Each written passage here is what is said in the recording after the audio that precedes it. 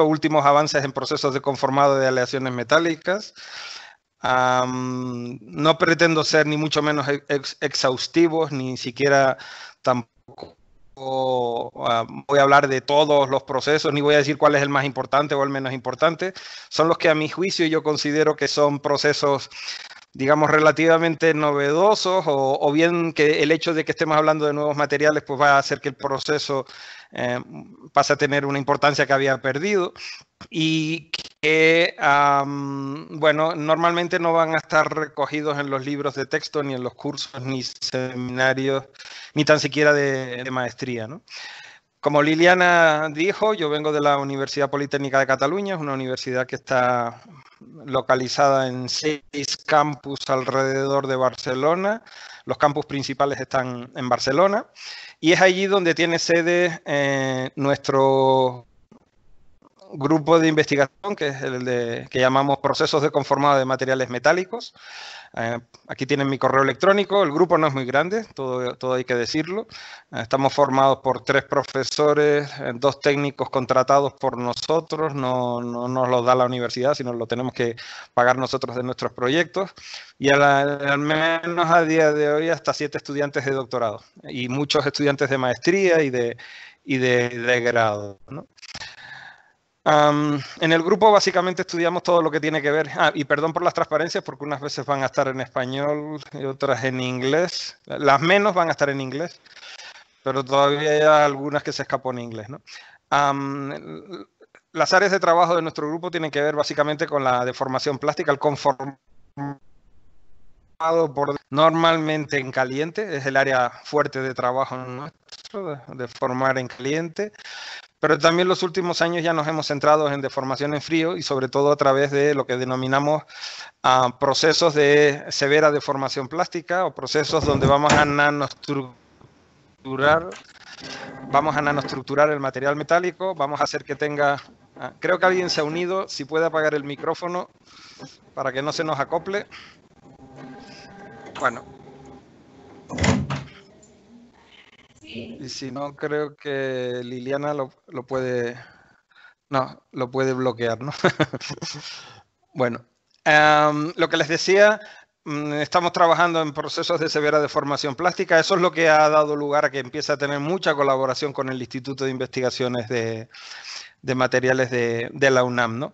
Y en general todos aquellos aspectos que tienen que ver con la metalurgia física de los materiales metálicos. En general, sobre todo, aceros y aleaciones base aluminio, ¿no?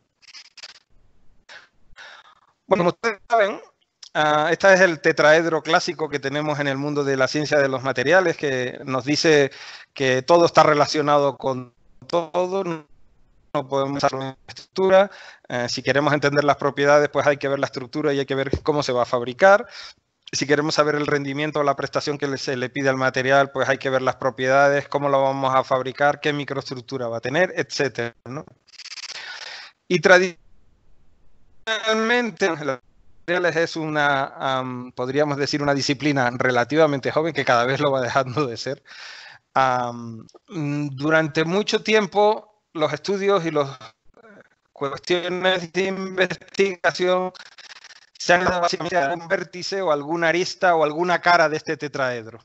Y muchas veces, por modas, básicamente la parte de proceso, la parte de este tetraedro que está en esta esquina de aquí, es una parte que ha recibido menos atención, ¿eh? Durante mucho tiempo, en los últimos años, casi todos los esfuerzos se dedicaron a caracterizar microestructura, a caracterizar propiedades, de tal manera que hoy en día, grosso modo, digamos, conocemos muy bien las propiedades que tenemos en función de la microestructura. No, por supuesto queda mucho camino por hacer, pero ya mucho ya está entendido. Y es el momento en el que conviene empezar entonces a mirar cómo alterar la microestructura y cómo alterar las propiedades, buscando sobre todo el proceso. Entonces ahora hay como una especie de un cierto renacer de volver a orientarnos a proceso, a entender al proceso, en tanto que modifica la microestructura y las propiedades del material, ¿no?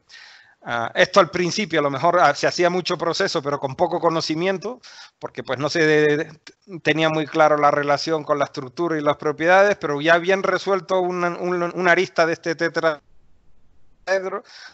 momento de empezar a mirar otra vez más a la parte de... Y claro, eso da lugar a esta transparencia que a mí me gusta mucho mencionar en general, que es la de que el hecho de que ahora vayamos a tener disponible y haya tanta investigación en nuevos procesos de conformación, pues en el fondo está generando que estén apareciendo nuevos materiales.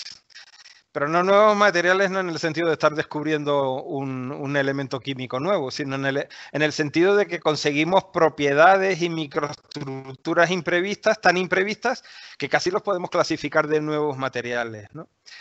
O al revés, el hecho de que queramos hacer un nuevo material con una microestructura pues, particular, pues nos induce a pensar en un proceso nuevo de manufactura que no es de los tradicionales, no es de los que estaban... no es de los que vienen los libros de texto, y eso hace que tengamos este círculo vicioso donde constantemente estemos desarrollando procesos y materiales a través de la interconexión que hay entre partes del tetraedro que ahora no pondríamos aquí, que sería la caracterización microestructural y la caracterización de propiedades. Todo este panorama de los materiales, ¿cuál es el papel que juegan los metales? Yo voy a estar hablando hoy básicamente de materiales.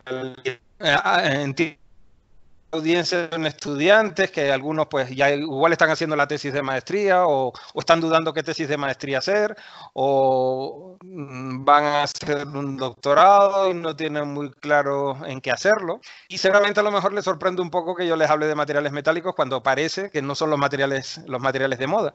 A poco que uno empieza a leer cualquier periódico, pues enseguida va a empezar a ver que hablamos de grafenos y de otro tipo de materiales que no tienen nada que ver con los materiales metálicos, que podríamos decir que son materiales superclásicos y muy antiguos en la historia, ¿no? Y es verdad, son antiguos, pero como pueden ver en este gráfico, en el que la escala de tiempo no es lineal, es una escala un poco flexible. Al principio, en realidad, los materiales metálicos tenían muy poco peso. Aquí teníamos el oro y el cobre, metales preciosos. Eran mucho más importantes los polímeros naturales y los cerámicos naturales. Incluso los compuestos, pues los que había en aquella época, madera, adobe, para construir casas.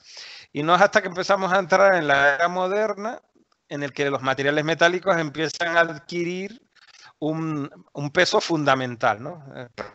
Prácticamente, digamos que hacia los años 1950, el 80%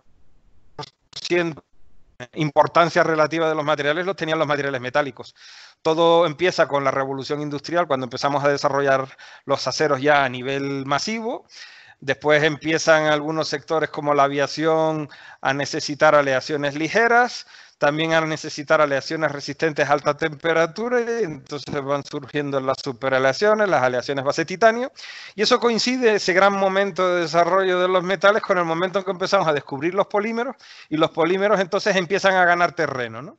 Los materiales metálicos no se quedan atrás, se siguen optimizando, siguen saliendo nuevos materiales, nuevos aceros, nuevas superaleaciones, incluso metales vítreos, a la vez que van apareciendo los compuestos, sobre todo de matriz polimérica, más adelante ya los de matriz metálica y cerámica, y luego vamos a empezar a desarrollar las modernas cerámicas, las que llamamos cerámicas tenaces, ¿no? De tal manera que la fotografía hoy en día es que, bueno, los metales ya no son tan importantes, pero no son menos importantes que los demás. Entonces seguimos teniendo, pues a lo mejor una cuarta parte de la importancia relativa la siguen teniendo los materiales metálicos. Y hay todavía mucho recorrido. Y dentro de los materiales metálicos, bueno, hay una estadística que también me gusta mucho enseñar, que es esta que les muestro aquí, que aunque vean que es un poco antigua, pongo la mano en el fuego porque no ha cambiado muchísimo. Desde luego las proporciones, las cantidades absolutas sí. Pero si se fijan aquí, prácticamente casi diría yo que el 100% En términos casi absolutos, ese es acero y aleaciones base hierro, en importancia. De aluminio se consumen en el mundo 2 órdenes de magnitud menos que de acero. De cobre, la mitad que de aluminio. De zinc, pues que es el cuarto elemento, en importancia porque lo utilizamos para evitar que se oxide, ¿no? Entonces, fíjense que los materiales modernos, magnesio, titanio, están muy lejos, ¿no? En términos de fabricación. Me dirán ustedes que también es que el acero es más pesado. Bueno, dividan por la densidad. Sigue siendo dos órdenes de magnitud prácticamente la diferencia que hay entre el acero y la suma de todos los demás materiales metálicos de interés ingenieril. Lo que quiero decir con esto es que el acero sigue siendo un material de muchísima importancia, tanto que el 75% de los aceros que hoy en día utilizamos no estaban desarrollados hace 25 años. O sea, no pensemos que la industria del acero es una industria antigua, que es una industria anquilosada. No, de hecho es una industria moderna. Lo que también necesitas es que la estimulen, ¿no? Cuando el aluminio empezó a asomar y querer empezar a sustituir al acero en el mundo de automoción, enseguida la industria del acero reaccionó y empezó a generar nuevas aleaciones, de tal manera que, como les digo aquí, el 75% de los aceros que empleamos hoy en día, hace 25 años ni siquiera estaban en ningún catálogo, ¿no? Bueno, vamos entonces ahora a hablar de los procesos de conformado. Primero, cuáles serían los procesos clásicos. Y después yo no voy a entrar en detalles, sino simplemente hacer esta clasificación. Y después les voy a hablar de procesos nuevos o relativamente novedosos y de nuevos materiales. Para cerrar ese ciclo que yo antes les estaba mostrando, ¿no? La relación que hay entre nuevos materiales y nuevos procesos, que al final la frontera no termina de estar tampoco muy clara, ¿no? Entonces, de manera clásica, siempre sabemos que en grandes grupos podemos clasificar los procesos de conformado en procesos de solidificación, es decir, tener el material en estado líquido, verterlo en un molde y a partir de aquí dejar que solidifique para tener nuestra pieza, proceso súper clásico. Proceso que es muy difícil de terminar de entender con precisión. Durante mucho tiempo se han hecho estudios para intentar predecir matemáticamente qué microestructura voy a tener en función de proceso y en función de composición química. Y a día de hoy no es un tema resuelto completamente. Desde luego, cuando las aleaciones son complejas no está resuelto. Cuando son binarias, pues podemos acertar mucho, pero todavía ahí hay mucho recorrido por hacer. Luego tenemos los procesos de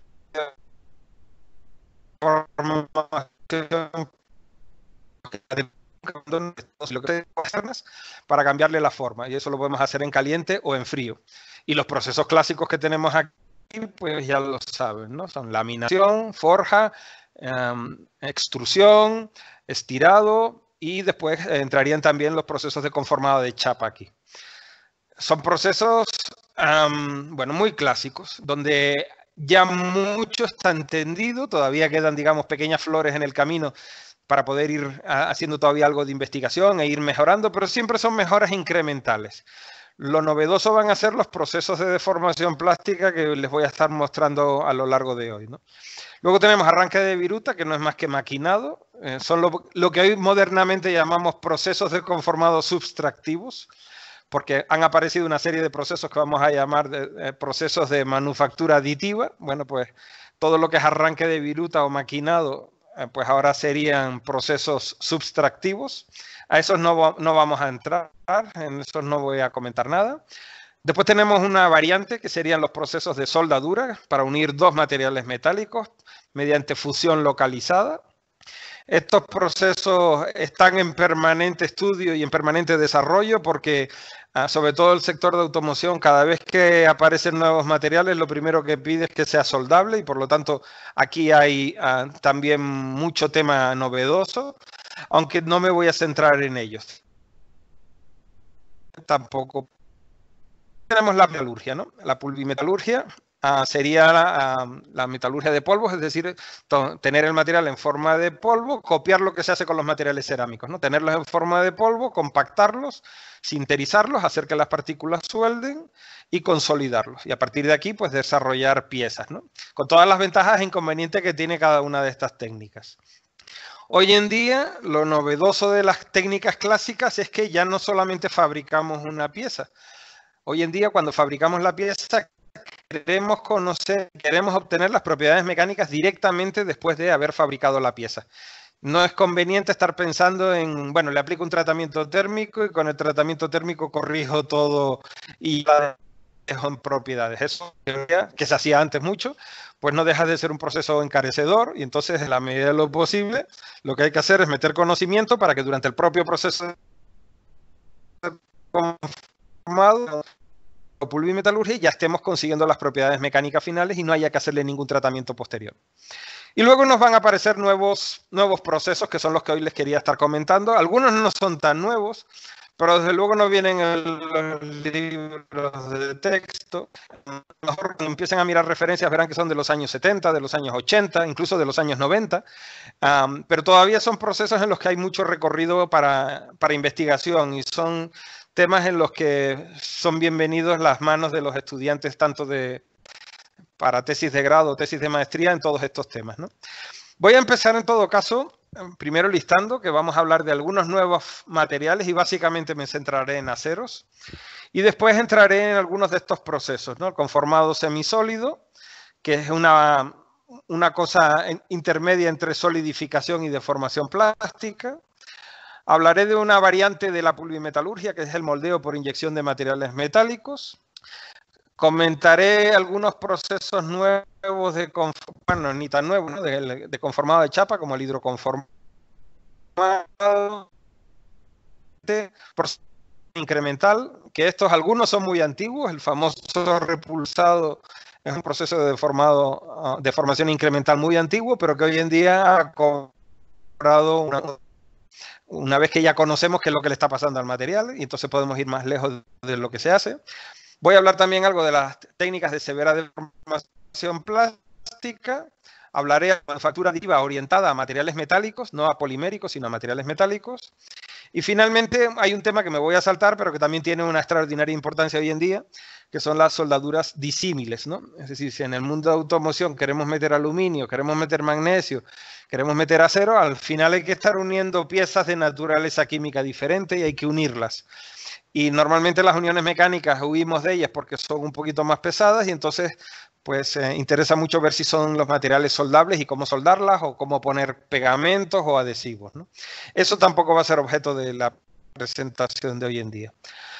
Bueno, desde el punto de vista de nuevos materiales, estaríamos hablando de que ya sabemos que la clasificación súper clásica, materiales metálicos, dividirlos en férreos y no férreos, y ya vimos que dentro de esto pues casi todo se lo llevan los férreos, ¿no? Los aceros y las fundiciones de hierro son pues las 1.500 millones de toneladas de materiales metálicos que se hacen en el mundo, son prácticamente de ellos, y los demás, como las aleaciones ligeras, o las supraaleaciones, o las aleaciones base cobre, o las refractarias, tienen un papel testimonial, pero no hay que olvidar una cosa, y es que el acero y las fundiciones de hierro sean materiales sin los cuales prácticamente no podríamos vivir, porque estructuralmente es el material metálico de referencia. Sin embargo, son materiales de muy poquito valor añadido en general, salvo las aleaciones para materiales de herramientas, etcétera. Son en general materiales de bajo valor añadido.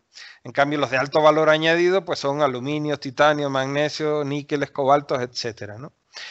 Yo, si me preguntan cuáles son las nuevas aleaciones, cuáles son los nuevos materiales, pues están en constante desarrollo. Aleaciones de aluminio que ya las tengamos todas clasificadas, pues cada vez van entrando materiales, van a poner de moda las aleaciones aluminio-litio, las aleaciones de titanio que parecía que ya habíamos casi cerrado el tema con el titanio 6 aluminio 4 vanadio, pues ahora ya se está empezando a ver que, hombre, mejor quizás no poner vanadio, que es cancerígeno. Y entonces hay otro niobio que también podría aportar propiedades similares y con la misma y con mayor biocompatibilidad. Bueno, pues se están haciendo ahora aleaciones de titanio niobio, ¿no? El magnesio está en permanente estudio porque, bueno, tiene mala conformabilidad y con qué tipo de aleaciones vamos a aumentar la ductilidad y la conformabilidad del material, combinándolo también con hacer procesos que sean más conformables. Las superaleaciones en constante desarrollo también para ir aumentando la temperatura de trabajo, etcétera. Pero como no podemos entrar en todo, pues me voy a centrar básicamente en uno, que son un material que tenemos más cercano, que lo vamos a entender todos más, que es el acero, ¿no? Entonces, en los últimos años, cuando el acero ha visto que empiezan a aparecer aleaciones ligeras que le quieren sustituir, pues el acero ha hecho un esfuerzo importante por aumentar su resistencia mecánica, de tal manera que, por ejemplo, en automoción pueda sustituir muchas piezas de acero, sobre todo del chasis, del body in white, el poner aleaciones de poner acero mucho más resistente, de tal manera que como hay que soportar el mismo peso de vehículo prácticamente, pues entonces puedo poner menor sección, ¿eh? La chapa puede ser más delgada y con eso ahorro peso, ¿no? Peso, bueno, pues consumo menos combustible. Esa es sobre el papel la idea, ¿no? El poner un material más resistente. En la práctica hay un poco de mentira en todo esto, porque aquí pueden ver en este gráfico cómo el peso del Volkswagen Golf no ha parado de aumentar. Parece que ya en los últimos años ha empezado a saturarse, pero durante mucho tiempo fue creciendo a razón de 20 kilos por año y últimamente ya se ha saturado y vamos a razón de 10 kilos por año, ¿no? Más o menos. Bueno, todo eso ya... lo que quiere estar diciendo es que en realidad, si el peso del coche no ha parado de subir, en realidad lo que está pasando es que el peso que hemos ganado en acero lo hemos aumentado en poner otros elementos, ¿no? Ahora tenemos para subir y bajar los vídeos, tenemos aires acondicionados bisonas o para prácticamente cada pasajero, hay muchísimo más control y regulación electrónica y todo eso ha aumentado el peso del coche, pero claro, a costa de que hemos quitado peso de acero, pues hemos podido aumentar tranquilamente ese peso extra, porque al final el peso del coche prácticamente no baja. Por lo tanto, el ahorro que está haciendo en temas de contaminación con el coche prácticamente no es debido a la disminución de peso del coche, sino que estamos utilizando también motores mucho más eficientes. Pero bueno, todo eso, el hecho de que se presionara para que el peso del coche hizo que se desarrollaran nuevos aceros. Y esos nuevos aceros son los que tenemos aquí representados en este gráfico, que le dicen el gráfico de la banana, donde tenemos la resistencia mecánica, o mejor dicho, el alargamiento frente a la resistencia mecánica.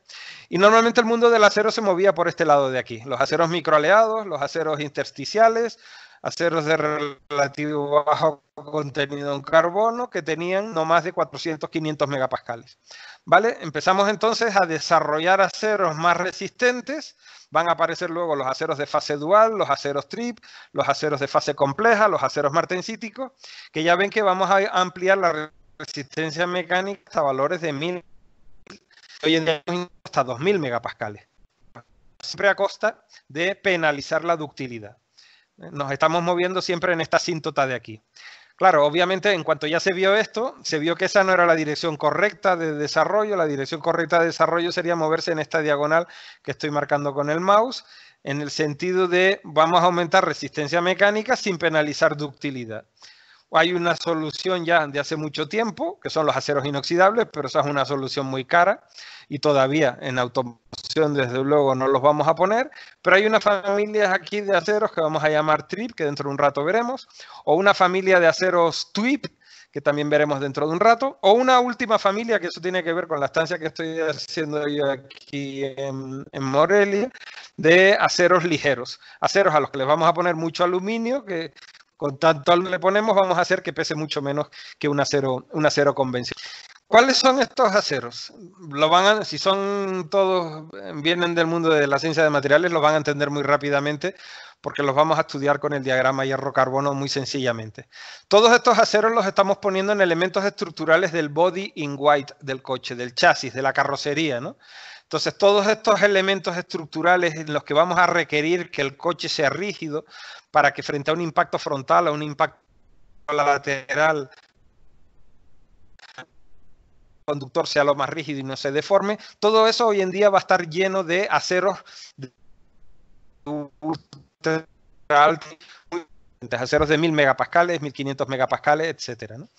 Aquí tienen el mismo coche de antes, pues la cantidad de acero de alto límite elástico que estamos poniendo, que son el que teníamos aquí en verde, rojo y naranja. Estos de aquí, rojo, verde, son todos elementos estructurales que ya ocupan cerca del 25% del vehículo. Lo demás, ya incluyendo los aceros de alta resistencia, pero ya no tan alta resistencia, ocupan prácticamente ya el 70% del chasis del vehículo, ¿no? Me gusta siempre también poner este vídeo, si alguno alguna vez ya ha venido a alguna charla conmigo ya lo habrá visto también, en el que vamos a hacer chocar, para que vean que esto es verdad y que ha funcionado, lo de poner aceros que son de mayor resistencia, pero que también tienen mayor ductilidad y mayor tenacidad. Hay un ensayo muy bonito que es el de hacer chocar un Chevrolet del año 59, por lo tanto con acero de la época, un acero nada, muy poquito, de muy poquita resistencia mecánica, pero que había que poner una chapa súper gruesa. Frente, o sea, un Chevrolet más reciente, y por lo tanto que ya lleva acero de alta resistencia. Y los vamos a hacer chocar, y les voy a pasar el vídeo de lo que pasa en ese choque para que veamos cómo las cosas han mejorado, ¿eh? Pensando que incluso el Chevrolet antiguo era mucho más pesado que el Chevrolet moderno, y cuando vamos a hacer chocar los dos vehículos, lo que entra en juego es la energía, y aunque los dos vayan a la misma velocidad, el antiguo está metiendo más energía en el sistema que el moderno, ¿no? Pero fíjense qué es lo que va a hacer el acero moderno. Aquí van a ver el vídeo del impacto, ¿vale?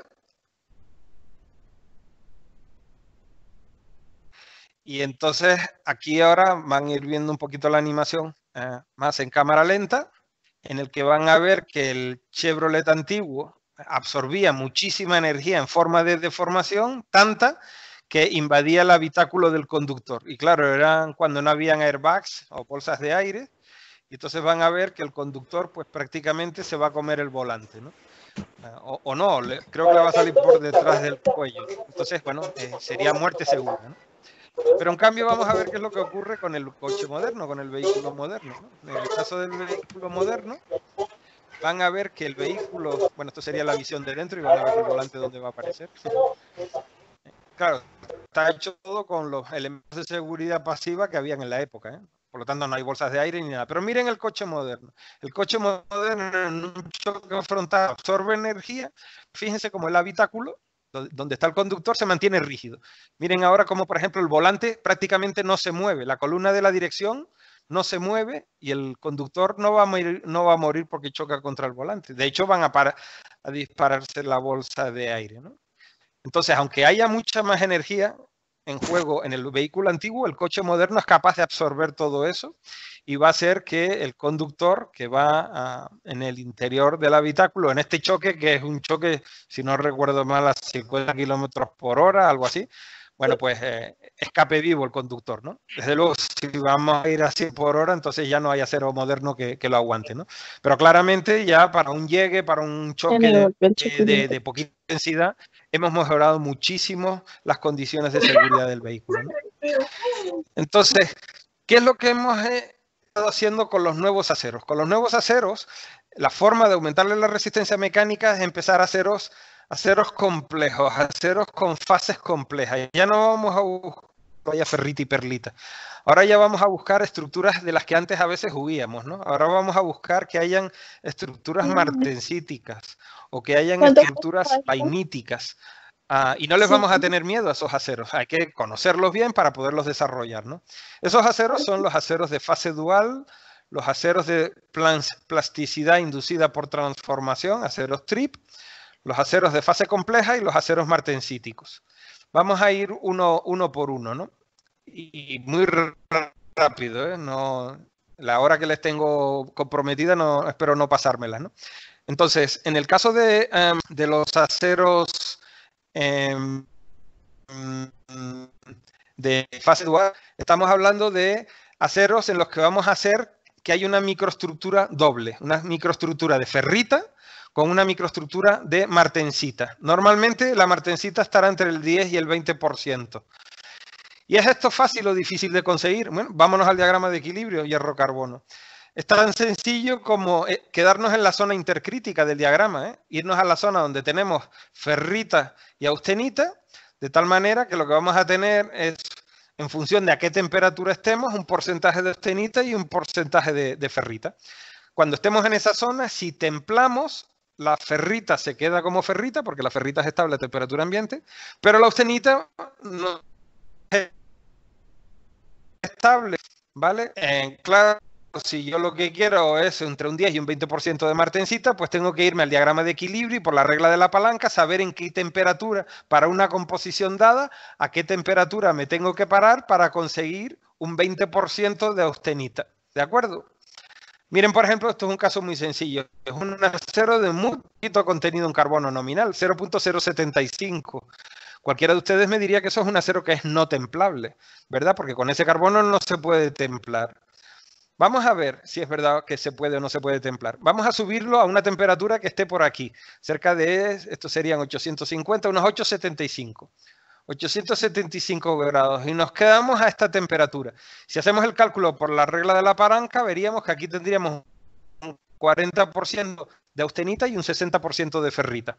¿Qué composición tiene la ferrita? Acuérdense, prácticamente siempre 0% de 0.02, o sea, prácticamente no lleva carbono. ¿Y qué composición tiene la austenita? Pues nos vamos a la línea que pasa por aquí, miramos y vemos que la composición es 0,16% de carbono. Si yo templo esta austenita, si yo la enfrío, ¿templará? Pues seguramente no, porque 0,16 de carbono sigue siendo poco carbono para que consigamos templar. Pero miren lo que pasa si bajamos un poquito. Claro, y aquí ya están viendo que lo crítico va a ser un control de la temperatura. Si bajamos un poquito la temperatura, como esta línea tiene mucha pendiente, por bajar 20, 25 grados, lo que vamos a ver es que si nos quedamos a esta temperatura de aquí, vamos a tener un 20% de austenita y esa austenita tiene una composición de 0,31% de carbono. Esta austenita sí templa, esto ya es un carbono templable, ¿vale?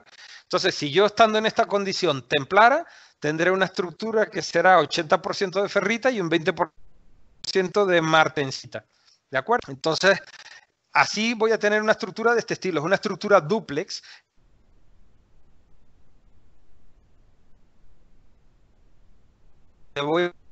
Aquí van a ser islotes de martensita, ¿vale? Esto, en el fondo, es hacer una especie de material dúplex. Son dos metales, un metal blando con un metal duro, un metal que es la ferrita blando con un metal duro que es la martensita, y con esto vamos a conseguir aumentar muchísimo la resistencia mecánica del acero. Con un pequeño problema, localmente el material es heterogéneo. Aquí hay zonas muy blandas junto con zonas muy duras.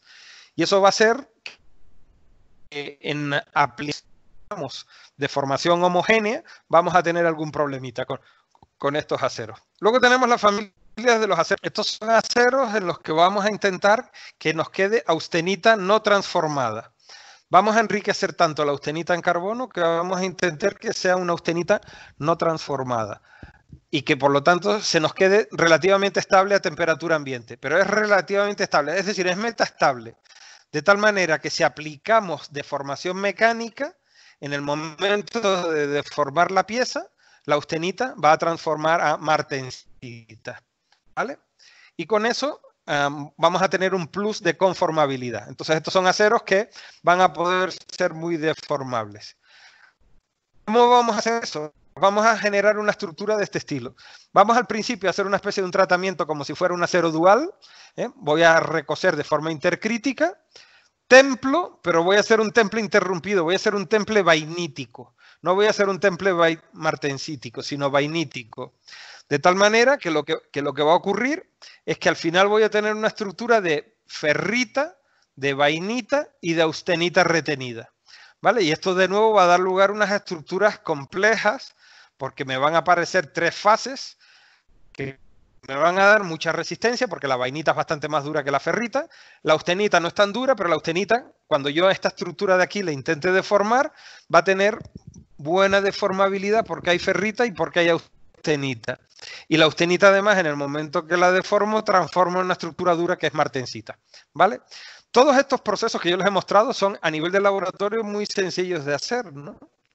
El problema es llevarlo esto a la industria. Cuando estamos haciendo kilos y kilos de acero y los tenemos que enrollar y bobinar y hacer que todos los metros de acero fabricados sean todos iguales. Pero desde el punto de vista conceptual de laboratorio es relativamente sencillo hacer estos tratamientos en el laboratorio, ¿no?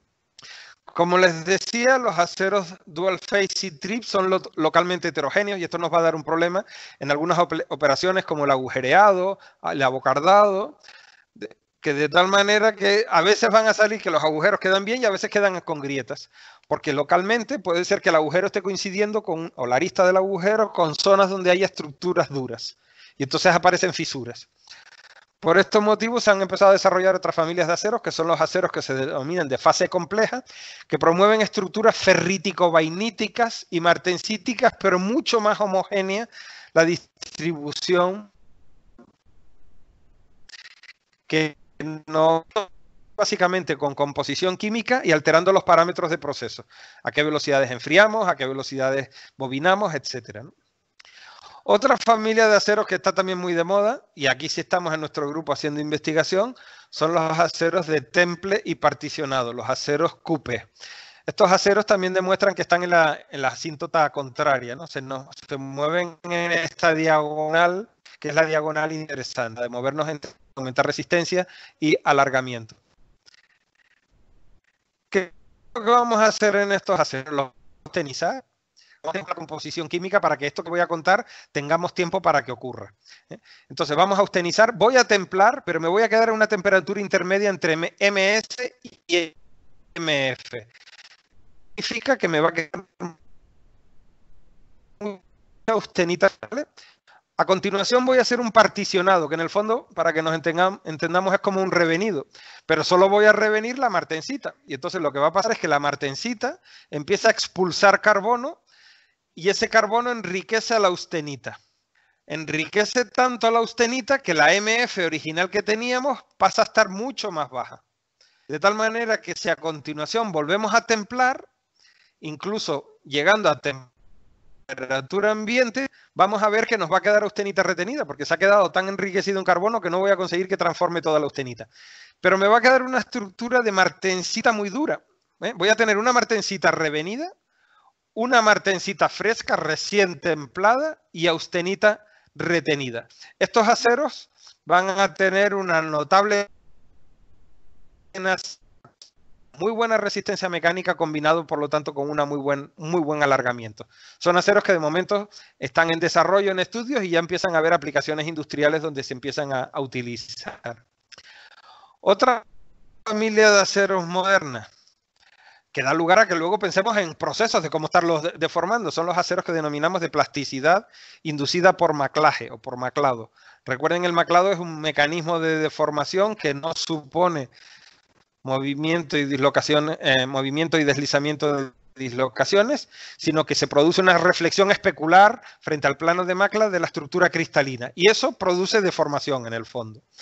Estos aceros, para conseguirlos, hay que ponerles muchísimo manganeso. ¿Vale? Estamos hablando de contenido a reírse, ¿no? El acero normalmente no le ponemos más, los aceros convencionales no le ponemos más de un 2% de manganeso. Aquí estamos hablando de poner 15, 30%, 25% de manganeso. Con eso, el acero se vuelve austenítico en todo el intervalo de temperatura. Y por ser austenítico es más deformable, pero como además macla, es todavía más deformable. Eso lo podemos ver efectivamente en los aceros, en esta ecuación de aquí que explica el comportamiento a deformación en caliente, a deformación en frío de aceros. Normalmente este coeficiente de aquí, en los aceros al carbono, tiene un valor de 0.1, 0.2. En los aceros TWIPS, este valor se nos va hasta 0.7. O sea, estos aceros endurecen hasta que rompen. Prácticamente no presentan estricción. En los aceros al carbono presentan estricción, localizan la deformación y ya rompen. Los aceros TWIP no. Podemos llegar hasta deformaciones de 0.7. Son aceros donde podemos empezar deformando a 200 megapascales y conseguir que el acero al final tenga 1400 megapascales. Y estos ya empiezan a aplicarse. Fíjense qué dúctiles son. Estos son algunas aplicaciones de un acero TWIP fabricado por POSCO, una acería coreana, y miren cómo podemos deformar la probeta sin que tenga rotura. Y cómo se fabrican piezas reales de automoción. Esto es un montante que es cada acero TWIP sin mayores problemas por un proceso de conformado y estampación tradicional. Claro, el inconveniente es el alto contenido en manganeso. Manganeso segrega mucho. manganeso a una tensión de evaporación muy baja, lo cual puede hacer que tengamos muchas pérdidas en el horno de fusión cuando fundimos manganeso, se nos evapora y lo perdemos. Pero si somos capaces de fabricar el material, vamos a tener unas propiedades inesperadas. El problema es cómo fabricarlo, ¿no? Y hay que hacer fábricas un poco más que orientadas directamente a fabricar estas familias de materiales. Luego tenemos unos aceros nuevos, que esto ya se liga también con un proceso nuevo, que son los aceros que se llaman de estampación en caliente. Normalmente ustedes ya saben que la chapa la deformamos en frío, pero hay algunos componentes del vehículo que no son vistos y que son estructurales, como el montante B, de que antes yo les hablé, que no me importa que los deformemos en caliente y que tengan entonces la rugosidad típica de hacerlo en caliente. Y lo que vamos a hacer es que vamos a cortar la chapa, la vamos a calentar y la vamos a deformar de tal manera que el dado, la matriz, el dado con el que conformo, va a actuar de medio refrigerante y de medio de evacuación de calor, de tal manera que la pieza, mientras le estoy dando forma, está templando, ¿de acuerdo? Está transformando a martensita, de tal manera que al final del proceso, la pieza ya deformada es martensítica y por lo tanto va a ser extraordinariamente dura. Claro, yo voy a necesitar poder darle templabilidad al acero. Cuando estamos hablando de aceros de bajo contenido en carbono, eso es muy complicado, pero hay un elemento que nos ayuda mucho con esto, que es el boro. El boro, que es un elemento, poniéndolo en ppm, en 50 ppm como muchísimo, nos puede dar templabilidad suficiente como para que en una matriz de las habituales, en un dado convencional, deformemos la matriz, tenga capacidad de extracción de calor suficiente como para conseguir que la pieza temple y sea completamente martensítica, ¿no? Esto es el típico pilar B, el montante B, que va en los vehículos que separan al conductor del pasajero que va detrás. Y esto se suele hacer de este tipo de aceros aleados con, o microaleados con boro, que son aceros para estampación en caliente. Estos aceros hoy en día ya están dando cerca de 2000 megapascales incluso, ¿no? Y hoy en día se están haciendo cosas más inteligentes porque, por ejemplo, si hacemos toda esta pieza dura, esta extraordinariamente rígida, imagínense que pues no se enfrentó un choque lateral, pues sí puede ser rígido, pero también es frágil. Y entonces si la pieza se rompe, pues podemos entonces clavársela al pasajero, por ejemplo. O imagínense que no se rompe, pero viene el bombero a sacarte de aquí y va con la sierra radial y no puede cortarla porque la pieza es extraordinariamente dura, ¿no? Bueno, pues hoy en día lo que podemos hacer son componentes con propiedades moduladas. Podemos hacer que la matriz del dado sea un dado inteligente, de tal manera que vamos a hacer que haya zonas del dado que enfríen más rápido que otras. Vamos a hacer que la velocidad de ecuación, la velocidad de extracción de calor, la podamos modular. Y si la modulamos, vamos a conseguir que hay zonas que no transformen a martensita, que sean vainíticas, y entonces son más blandas. Entonces yo puedo modular las propiedades mecánicas de mi material controlando las velocidades de enfriamiento por zonas. Entonces yo puedo asegurar que aquí me queda resistente y aquí me queda blando y con alargamiento. ¿De acuerdo? Y eso supone hacer dados y matrices más inteligentes que las que hasta ahora teníamos. Bueno, otra familia de materiales, y esto es el objeto de mi investigación, de lo que yo estoy haciendo aquí con mis colegas en Morelia, son los aceros ligeros. Bueno, lo que estamos pensando es en que luego yo puedo poner una pieza más delgada, ¿no? Una pieza con otra geometría más pequeña que va a aguantar la misma fuerza externa. Y eso es correcto y es verdad, y va a pesar menos. Pero, precisamente porque el peso es menor, ¿no? Pero eso es que vamos a cambiar la geometría de la pieza. Y si cambiamos la geometría de la pieza, hay problemas de inercia también involucradas que podrían estarnos afectando. Y claro, cambiar geometría ya supone cambiar diseños y es un poquito más complicado. Bueno, una solución para conseguir aligerar peso sin cambiar la dimensión de la pieza es hacer que el acero tenga menos densidad. Y el hacer que tenga menos densidad, básicamente el elemento que nos va a ayudar en esto es el aluminio. Vamos a ponerle mucho aluminio al acero, de tal manera que como el aluminio pesa pues casi 4 veces menos que el acero, pues al final la pieza consigue pesar menos. En la práctica vamos a ver que también le vamos a tener que estar poniendo bastante manganeso y eso va a dar lugar a toda una familia de aceros que son un poquito más complicados porque van a aparecer muchos precipitados y muchas fases pues no previstas. Son aceros en los que hay que hacer también precipitados que son muy endurecedores, que es lo que le da resistencia mecánica a este material. Pero hay que saber precipitación para que no tengan lugar en límites de grano y entonces fragilicen, ¿no? Entonces, bueno, es otra posible alternativa. Cuando hacemos todo esto, ponemos cualquiera de estos materiales que estamos desarrollando, vamos a conseguir reducciones en peso de pues, hasta el 25%, y en teoría con eso pues contaminamos menos porque consumimos menos. Ya vimos antes que no, porque el peso total del vehículo no disminuye, pero bueno, a cambio podemos ponerle más cosas que nos dan más confort en el vehículo, ¿no? Y todo eso siempre hay que hacerlo a base de mantener un coste competitivo, ¿no? Los aceros de los que he hablado son aceros más caros, pero como también hay que comprar menos kilos de aceros, pues al final el kilo total de lo que la inversión que se está haciendo para fabricar el coche es la misma, el coste total es el mismo, ¿no? Se compra menos acero, pero es más caro, por lo tanto al final el coche termina costando lo mismo. Aparecen algunos problemas, no gastan más, pues hay que diseñar nuevos aceros para dados.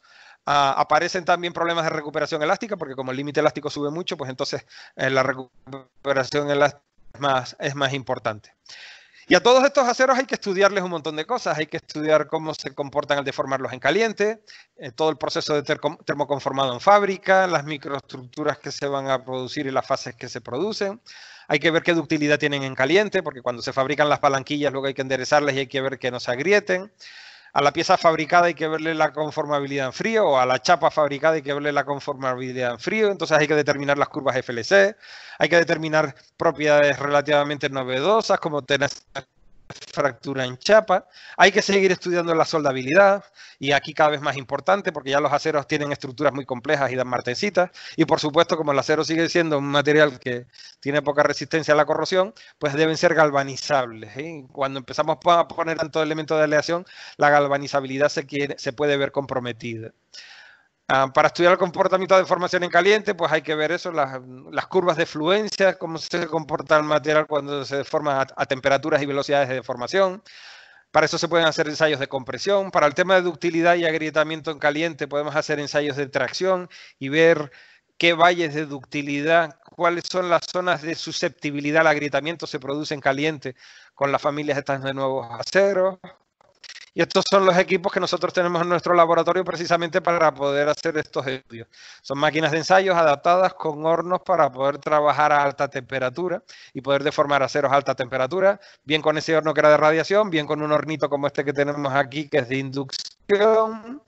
En conformabilidad en frío, pues hay que determinar las curvas FLD o las curvas FLC, las curvas de conformado límite, para ver qué tan embutibles son las chapas y qué tanto se puede deformar en frío. Y para eso, pues, por ejemplo, nosotros tenemos equipos de estampación en frío, el típico ensayo Ericsson, pero más las probetas para poder conseguir construir las curvas FLC. Y además nos hemos dotado de un sistema de medición con contacto con cámaras, marcando unos puntitos y de hecho ya es estocástico, es como un graffiti sobre la muestra. Nosotros podemos seguir el movimiento a deformación o la deformación que presenta la marcando extensómetros ni ir midiendo sobre la pieza, sino grabando todo el movimiento de la deformación, ¿no? Bueno, paremos de hablar de nuevos materiales, aunque ya he hablado de algún proceso como es el del hot stamping, el de estampación en caliente, que está relacionado con hacer un acero martensítico, un acero con 50 ppm de boro, y vamos a comentar algunos procesos nuevos también o relativamente novedosos. Desde luego mucho más nuevos que la forja, la laminación, la extrusión y el estirado convencional. Y podemos empezar a hablar por el conformado semisólido. Este es un proceso un poquito antiguo también, que se descubrió por error en el MIT en su día. Y estudiando agrietamiento en caliente se dieron cuenta que cuando uno tiene un material que el 50% en volumen es fase líquida y el 50% es fase sólida, vamos a tener una mezcla que tiene consistencia sólida, no se desmorona, como la arena de la playa cuando la mojan con agua, ¿verdad? Cuando la manipulan, verán que si no tiene mucha agua, si no consiguen estos porcentajes de líquido y sólido, podrán ver que se comporta, tiene consistencia sólida, no se desmorona y es fácilmente deformable porque hay mucho líquido que no aceptan los esfuerzos de cizalladura, ¿no? Bueno, entonces se vio el conjunto de 50% sólido y 50% líquido era muy deformable, ¿no? Y el material presentaba la velocidad de agitación de esa mezcla se volvía cada vez menos viscoso, lo cual era muy interesante, ¿no? Esto lo podemos hacer de dos formas. De nuevo va a requerir un control fundamental en el proceso. Yo puedo venir de estado sólido y meterme en la zona crítica, en la zona de solidificación y pararme en la zona justo a la temperatura en la que tengo un 50% de sólido y 50% de líquido. En ese momento agito la mezcla, consigo un slurry o un lodo, y al agitar la mezcla, la fase sólida, consigo que se me vuelva esférica y rompa las dendritas.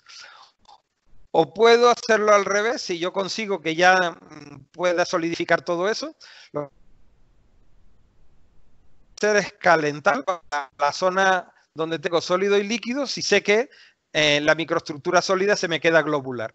Y en ese momento, en esta situación de aquí, yo puedo o forjar o puedo inyectar la estructura que tengo, ¿no? Cuando vengo por la ruta de arriba lo llamamos reocasting, cuando vengo de la ruta de abajo lo llamamos tixocasting o tixoforging. Bueno, y esto sería exactamente lo mismo, ¿no? Al final todos terminan convergiendo en tener una mezcla sólida líquida que o bien la forjo o bien la inyecto, ¿vale? Y al final, cuando hago esto, lo que voy a tener es un material que no tiene los inconvenientes de las muestras solidificadas.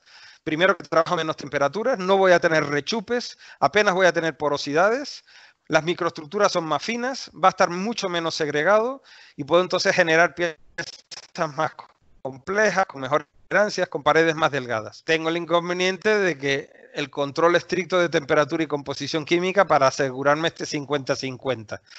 Obviamente hay un cierto margen, pero no me puedo mover mucho más allá de ese 50-50. Hoy en día esto ya se aplica en aleaciones de aluminio y magnesio, e incluso hay gente que lo ha hecho y lo está haciendo con aceros de herramienta, pero aquí el problema es que hay mucho más alta, ¿no? Una aleación semisólida que fabricamos nosotros una vez en el departamento. Fíjense cómo la sacamos del horno y esa masa pastosa, fíjense qué fácil la deformamos. Tiene consistencia de sólido, pero como el 50% del líquido que la constituye no es capaz de resistir esfuerzos de cizalladura, entonces se comporta como mantequilla, lo puedo deformar muy fácilmente. Aquí pues podría forjar esto con mucha facilidad o podría incluso inyectarlo, ¿de acuerdo? Y esta es la forma de hacer, pues es una aleación semisólida. Aquí todavía hay mucho camino y mucho trabajo de investigación. Quizás ya ha perdido un poquito la moda de la que teníamos hace unos años, ¿no?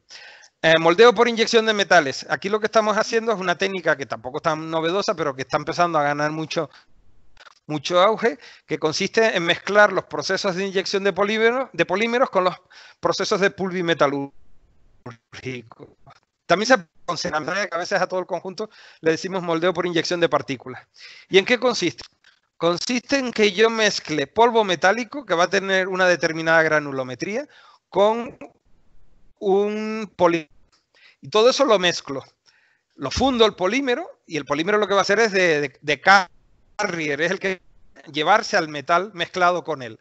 Y eso lo convierto en un feedstock, pueden ser pellets o lo que sea.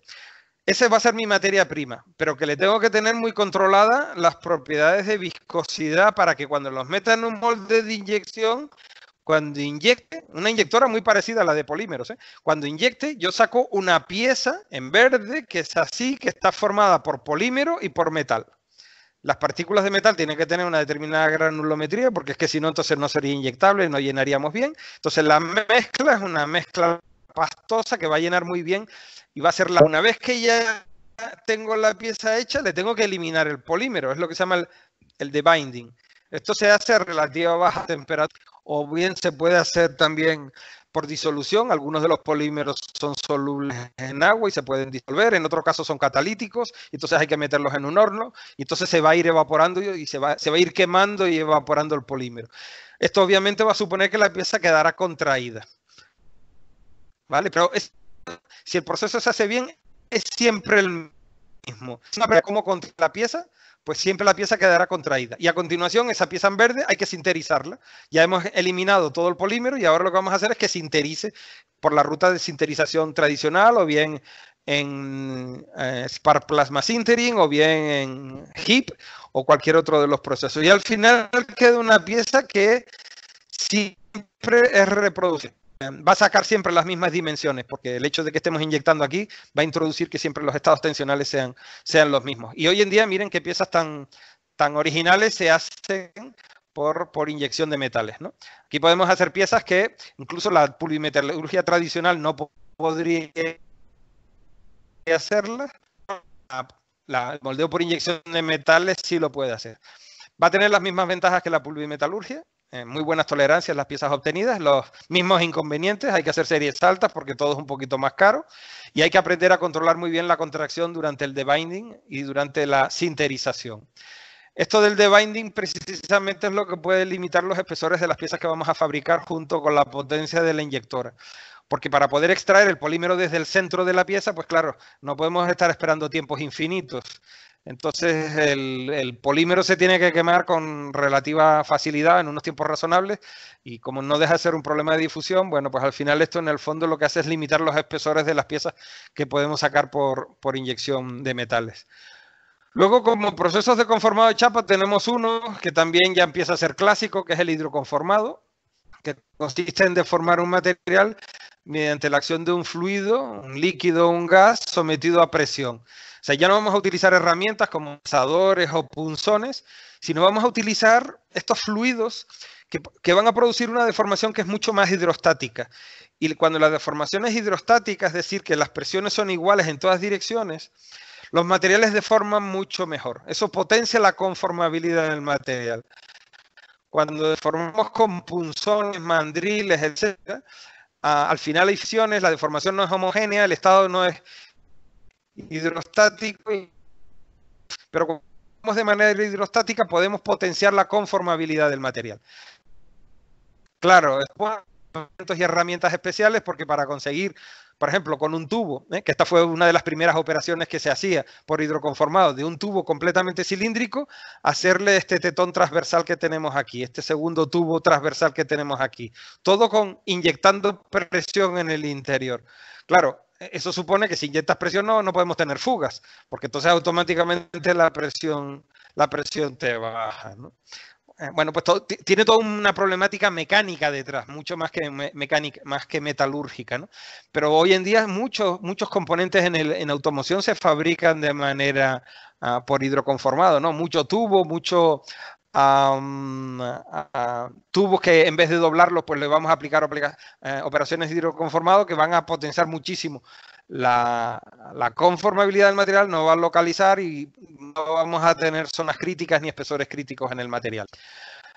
Bueno, voy un poquito rápido porque ya vamos aquí un poquito pasado. Aplicar el hidroconformado no solo para hacer piezas, digamos, tubular, sino también lo podemos utilizar para hacer piezas como una chapa, ¿no? O sea, podemos coger una chapa aquí y entonces esta es la figura que yo quiero construir sobre la pieza y entonces aquí debajo introduzco presión y entonces la chapa se dobla y va siguiendo la figura y la geometría del dado, ¿vale? Y esto con la ventaja de lo que les estoy diciendo de que este proceso de conformado, como es mucho más hidrostático, potencia muchísimo la conformabilidad del material y se pueden conseguir perfiles muchísimo más finos. Y esto es lo mismo que antes les estaba comentando de cómo hacer estos racores en forma de T o estas tuberías en forma de T sin tener que estar aplicando operaciones de soldadura, ¿no? Sino simplemente sobre la misma pieza, ¿no? Bueno, las ventajas de este sistema, como aquí comento, pues imposible. Relativo bajo costo si hacemos series largas, claro, obviamente el utillaje y los equipamientos para someter presión pues dan problemas, son caros, y si encima le ponemos temperatura por medio y hacemos que el fluido con el que estemos inyectando, que puede ser un aceite, puede ser agua, puede ser aire, pues si jugamos con la temperatura entonces podemos todavía aumentar muchísimo más la conformabilidad del material. Inconvenientes, bueno, claro, cuando la gente está acostumbrada a estampar piezas, que es muy rápido, pues cuando les dices de hidroconformar, pues el proceso es un poquito más lento. pero eso no tiene por qué ser ningún problema, siempre podemos duplicar máquinas, ¿no? Entonces eso puede hacer que los tiempos de ciclo sean un poquito más cortos. Claro, equipos caros, obviamente, por lo tanto solo se justifica con series largas. Aquí todavía hay mucho componente de prueba y error, ¿eh? A veces no sale bien la pieza y hay que ayudarse de simulación numérica y de mucho ensayo para poder acertar a la primera. Básicamente se hidroconforman aceros y aluminios, pero también con cartones, ¿no? Y hoy en día, aunque los aceros y aluminios eran aceros y aluminios hasta hace poco de poca resistencia mecánica, para conseguir geometrías mucho más complejas, pues cada vez más y más se intenta hacer hidroconformada de aleaciones mucho más resistentes, de aceros de mayor resistencia mecánica y de aluminios de mayor resistencia mecánica.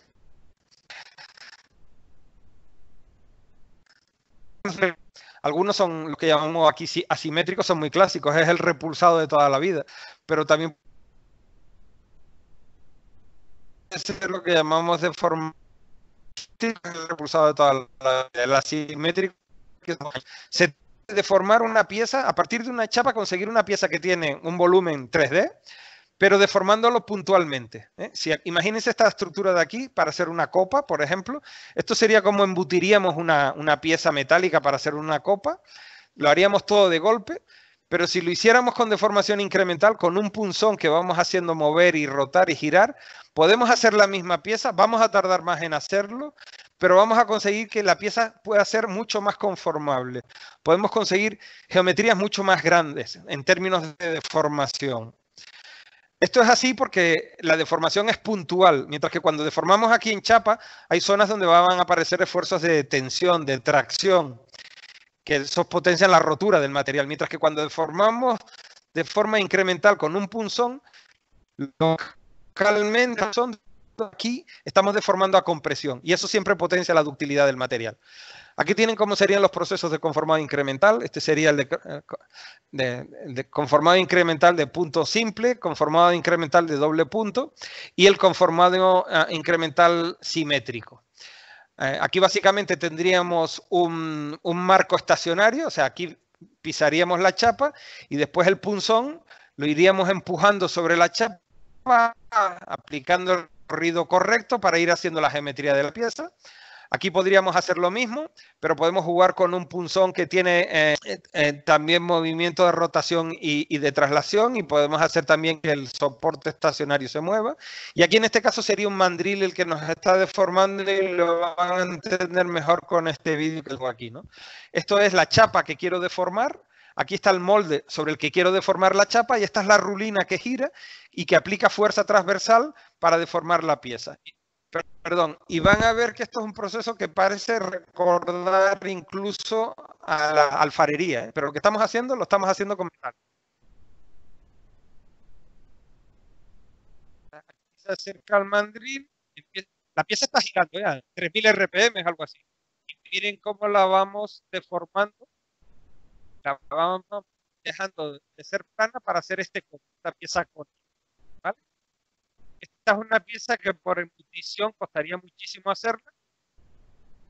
Se puede hacer, pero con según qué radios sería imposible. Es verdad que en embutición iríamos mucho más rápido y aquí es un poquito más lento, pero a pesar de todo ya han visto el vídeo, tampoco estamos tardando en hacer la pieza. Aquí tienen una pieza que podemos hacer también por conformado incremental, pero este sería simétrico, el de los punzones que se van moviendo, y puede ser una pieza extraordinariamente que para hacerlo por estampación necesito un molde que es carísimo y a no ser que haga muchísimas piezas, esto no lo puedo hacer, ¿no? Entonces ya están viendo también que una de las aplicaciones del conformado incremental es que lo podemos aplicar a series cortas. Esto es muy interesante, tanto para prototipos como para series cortas.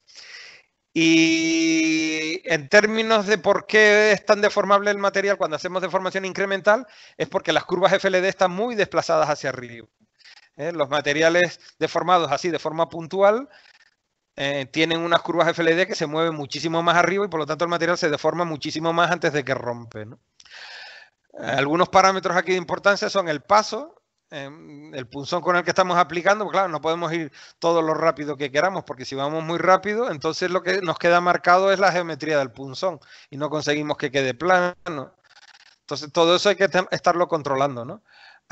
Por lo tanto, aquí hay un tema muy mecánico de cuál es la trayectoria que hay que estar aplicando para conseguir la pieza y que quede con la menor rugosidad posible, etcétera, ¿no? Otro proceso de deformación incremental es la forja rotativa. Me quedarían como unos 10 minutos, les voy avisando, ¿eh? El proceso incremental, que sería para una forja, la forja rotativa. Fíjense que lo que vamos a hacer aquí. Esto es un tocho cilíndrico, en el que yo quiero hacer esta geometría de aquí. ¿Vale? Esto lo podría hacer con un solo golpe, y esta geometría de aquí puede ser, por ejemplo, un ring, como este que tenemos aquí debajo. Esto lo puedo hacer con un solo golpe, con una forja tradicional, haciendo que el material fluya y llene, o lo puedo hacer con muchísima menos fuerza, mediante lo que aquí llamaríamos un conformado incremental, en el sentido de que arriba voy a tener una herramienta que es rotatoria, que está ligeramente inclinada, de tal manera que solo una arista toca con la pieza, ¿vale? Y la pongo a girar la pieza. Entonces, solo hay una arista que está tocando con los dedos, ¿vale? Y entonces lo que va haciendo es que va empujando la pieza hacia el interior y vamos llenando la cavidad, el dado, ¿vale? Pero lo estoy haciendo con un proceso que es incremental y por lo tanto necesito muchísima menos fuerza que si hiciera un proceso de forja convencional. Y no solo eso, sino que también estoy potenciando la ductilidad y puedo deformar mucho más que si hiciese una forja convencional, ¿vale? Y por lo tanto las herramientas también resisten más, ¿de acuerdo? Bueno, me salto un poquito aquí lo de ventajas e inconvenientes. Estas presentaciones, si luego las necesitan, con mucho gusto me mandan un correo y yo se la puedo pasar. Y también estamos grabando la presentación y luego la vamos a editar, no sea que ella haya dicho alguna cosa inconveniente y entonces también van a poder disponer, disponer de ella, ¿no? Esta es un que tenemos en nuestro grupo de investigación gracias a un proyecto con una empresa, ¿no? Es una máquina que permite hacer conforme incremental cónico y cilíndrico y que la vamos a tener dedicada en nuestro departamento o en nuestro grupo para poder empezar a hacer proyectos de investigación y conocer a fondo cómo se comporta el material, porque ya les digo, no es solamente cuestión de hacer la pieza, sino que la pieza quede en propiedades, que nos dé las propiedades mecánicas requeridas por el cliente. Otro proceso que es el que, bueno, aquí es donde más investigación tengo, es el de la deformación plástica severa. Ya ven que estamos hablando de deformación todo el rato, ¿no? Y la broma es deformar muchísimo sin que el material rompa. Y si somos capaces de hacer eso, vamos a observar que aunque estemos en frío, el material va a nanoestructurar o va a generar un grano extraordinariamente fino, que puede ser ya cercano a una micra o inferior a un micrómetro, ¿no? En el caso extremo podemos llegar a 300 nanómetros, ¿no? 0.3. Perdón. Claro, cuando hacemos esto vamos a encontrar que vamos a recristalizar el material en frío. No voy a entrar en detalles, pero vamos a romper muchos paradigmas. Les voy a hablar de que vamos a deformar en frío hasta un 1000% del material sin problema. Vamos a observar que el material recristaliza a temperatura ambiente y vamos a requerir procesos que no cambien la forma. Esto es muy curioso, ¿no? ¿Cómo vamos a deformar si no le cambio la forma al material? Pues eso lo vamos a hacer dentro de un momentito, se los voy a enseñar. El proceso en realidad es un poquito antiguo. El primero que lo estudió fue el profesor Bridgman en Harvard en los años 30. De hecho, consiguió el premio Nobel por eso. Él básicamente estuvo estudiando cómo deformar muchísimo los materiales en condiciones hidrostáticas y él se dedicó a estudiar pues a deformar pues hasta cerámicas, porque en condiciones muy hidrostáticas hasta las cerámicas deforman, ¿no?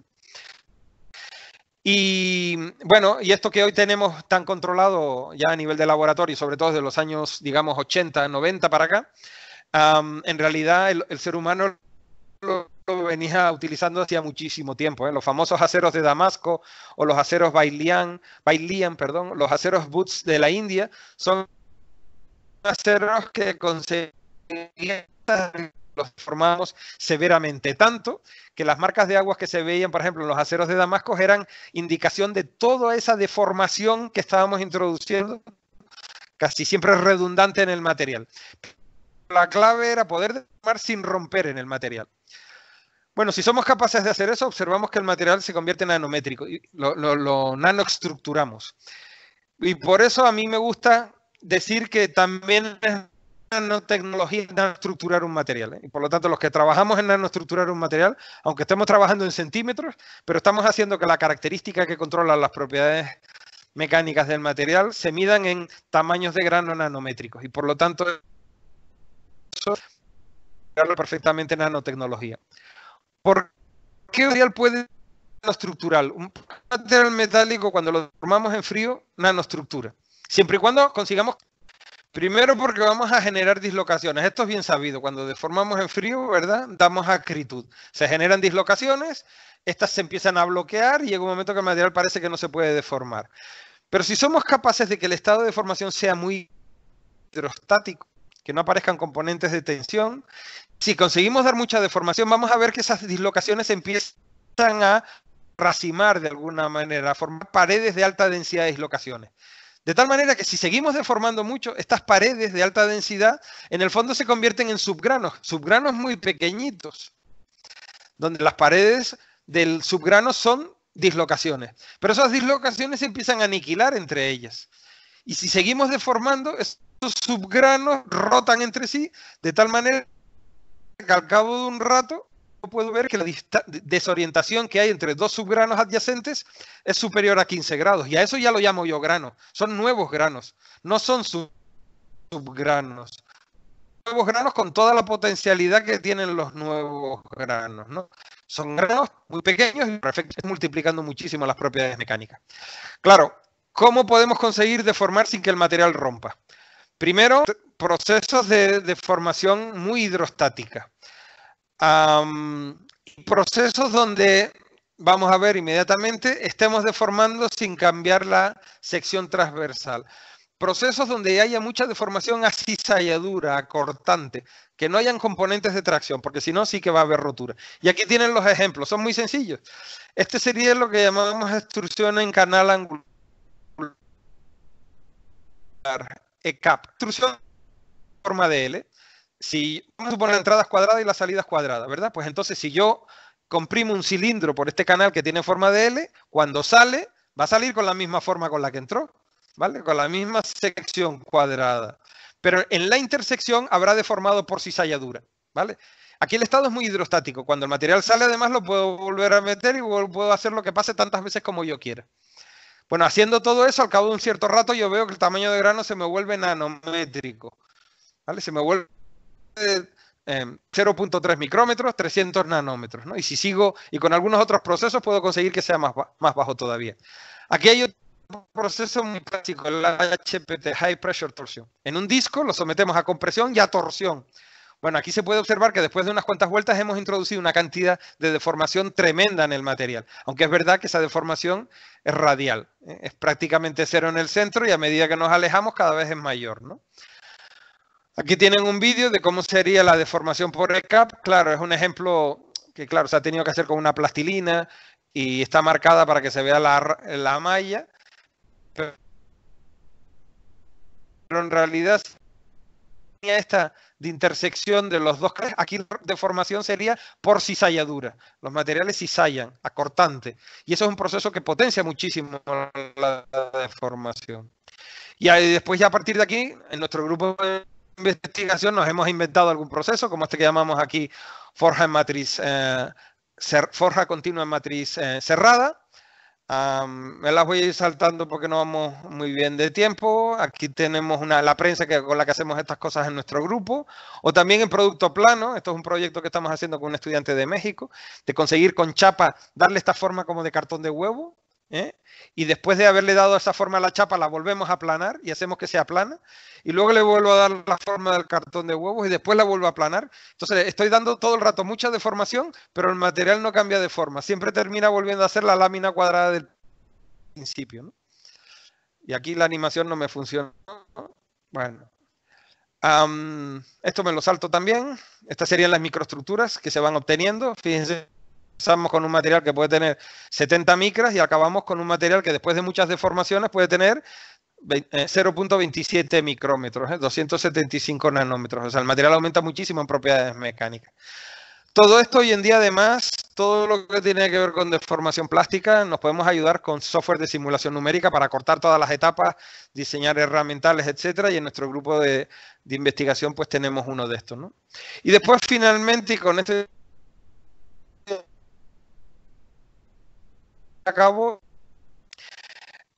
esto tuvo en su momento mucho desarrollo en términos de prototipado rápido. Lo que pasa es que en aquel momento lo hacíamos con polímeros nada más, ¿no? Entonces simplemente queríamos ver que geométricamente las cosas funcionaban, etcétera, que era fácil de hacer, que no había zonas perdidas y que salía.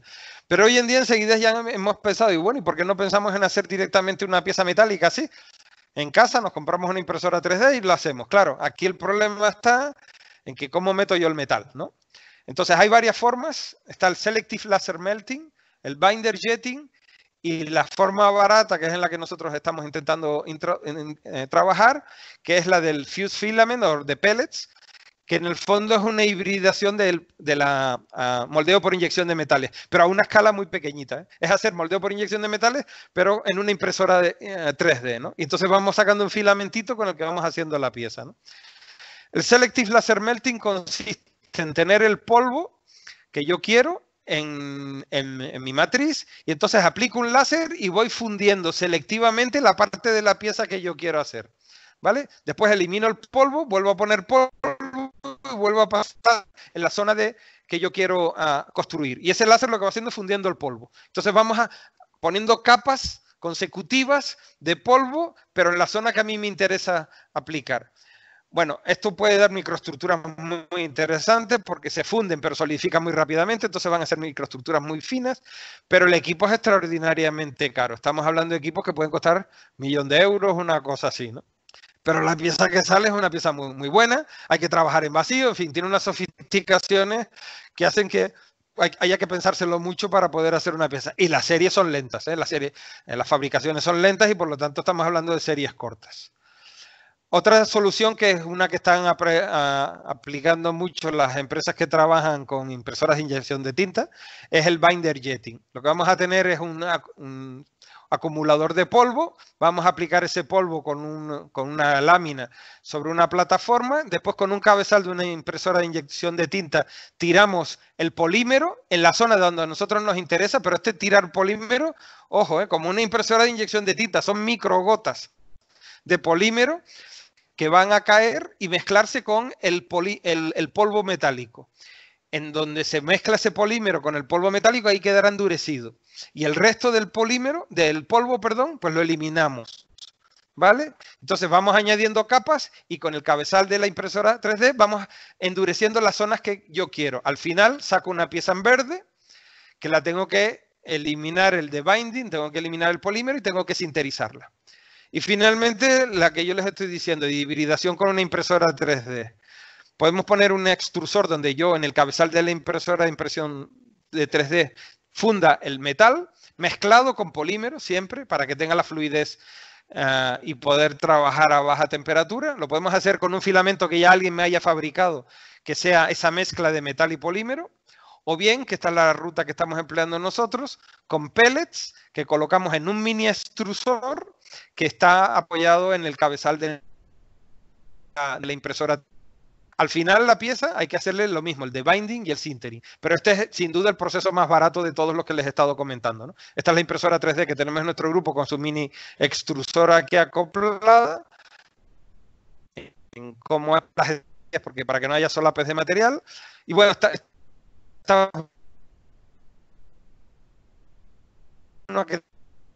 es muy fuerte en superficie, hacia el interior ya es mucho más baja y es, bueno, es una técnica que está muy en investigación y es donde nos hace falta muchísima colaboración de los estudiantes. Y bueno, perdón por haberme pasado de tiempo, con esto acabaría la presentación, les agradezco muchísimo. Si tienen preguntas que hacer, pues con muchísimo gusto.